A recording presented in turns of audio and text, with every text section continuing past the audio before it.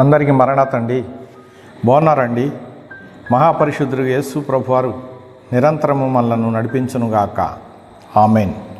ప్రియమైన స్నేహితులారా, దేవుని వాక్యాన్ని మనము ధ్యానం చేసుకుంటూ ప్రభు ఆశీర్వాదం పొందుకుంటూ ఆయన సంకల్పంలో ఇమిడిపోదాం. ప్రభు కృప తోడేండుగాక. మొదటి దినవృత్తాంతముల గ్రంథము 22వ అధ్యాయము 13వ వచనములో మనము చూసినట్లయితే, ధైర్యము తెచ్చుకొని బలముగా ఉండుము, భయపడకము, దిగులు పడకము అని దేవుడు సెలవిస్తూ ఉన్నాడు. దేవుని మాట చప్పున సాగిపోతున్నటువంటి దైవ జనాంగము లేక దైవ భక్తాళి, అలాగే నాయకులు కొన్ని సందర్భాల్లో భయపడ్డారు. ఎందుకంటే సమస్యలు రకరకాలుగా వస్తాయి, ఒకే రకంగా రావు కదండి. కనుక కొన్ని సమయములు వారికి భయాన్ని తెచ్చిపెట్టినవి. అందువలన వారు భయపడుతున్నప్పుడు దేవుడే వారి పక్షముగా ఉన్నాడు కనుక దేవుడు వారికి ధైర్యాన్ని ఇస్తూ ఉన్నారు. ధైర్యము తెచ్చుకొని బలముగా ఉండుము అని చెప్పేసి ఆయన సెలవిస్తూ ఉన్నారు. ప్రియులారా, ధైర్యము ఎవరిని బట్టి మనము పొందుకోవాల్సిన వారమైనాము అంటే, పరలోకపు దేవుడగు ప్రభువును బట్టి మనము ధైర్యముగా ఉండాలి. ఎందుకంటే ఈ దిక్కుతోచని సమయంలో నాకు దేవుడే తోడుగా ఉన్నారు అనే ఒక నమ్మకాన్ని మనం కలిగి ఉంటే, ఆ నమ్మకము మనకు ధైర్యాన్ని ప్రసాదిస్తుంది.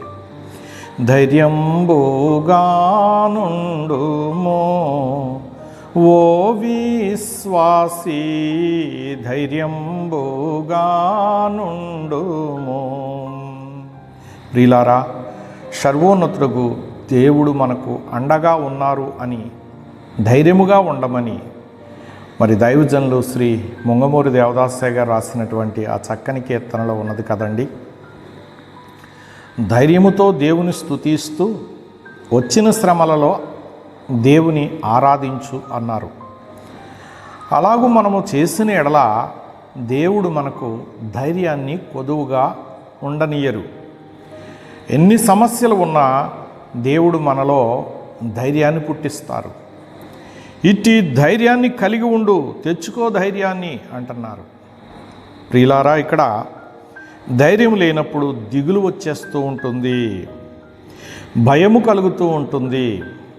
గనుక ఆ భయమును, ఆ దిగులును మన అంతరంగంలో చోటు చేసుకుని నివాసం చేయకుండా ఉండాలి అంటే మనము ప్రభువుని హత్తుకుని ఉండాలి.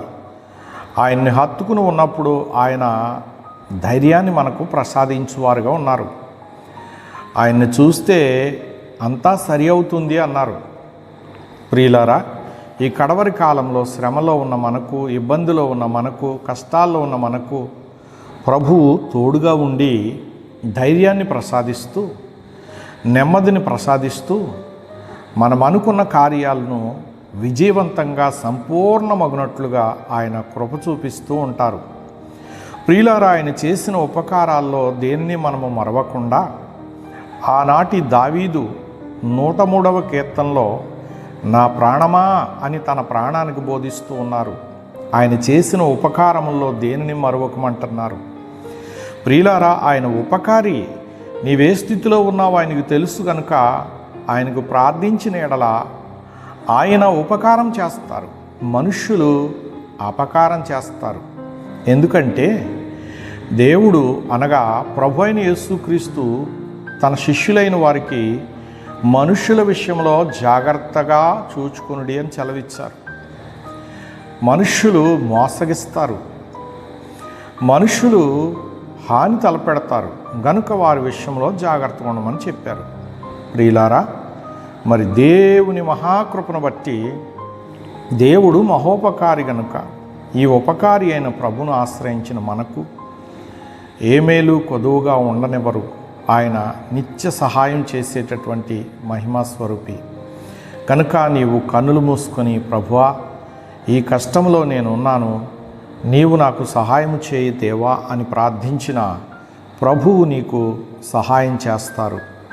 అట్టి మహిమగల దీవెన యేసుక్రీస్తు ప్రభువారు మీకు ప్రసాదించునుగాక. చిన్న ప్రార్థన చేద్దామండి. మహాపరిశుద్ధుడు ప్రభువా, ఇదిగో నీ పిల్లలు నీ ఎదుట ఉన్నారు. వారు ఏ శ్రమలో ఉన్నారో మీరు ఎరిగిన వారై ఉన్నారు. కనుక వారి శ్రమ నుంచి, వారి కష్టముల నుంచి మీరు వారిని విడిపించి అద్భుతమైన రీతిగా వారు కోరినట్లు వారికి సహాయం చేసి ధైర్యాన్ని ప్రసాదించి బలముగా నడిపించుమని మహిమాస్వరూపుడగు ప్రభువా నిన్ను వేడుకుంటున్నాను. రాజైన దావీదు గారు, నీ ఒక్కడుగు నాతో ఉంటే చాలునయ్యా, 10,000 సైన్యం ఉండుట కంటే అని ప్రార్థించారు. అట్లే నీవు తోడై అన్ని చిక్కులను జయించు భాగ్యము నీ బిడ్డలకమ్మని ప్రభుపేట వేడుకుంటున్నాను పరమ తండ్రి.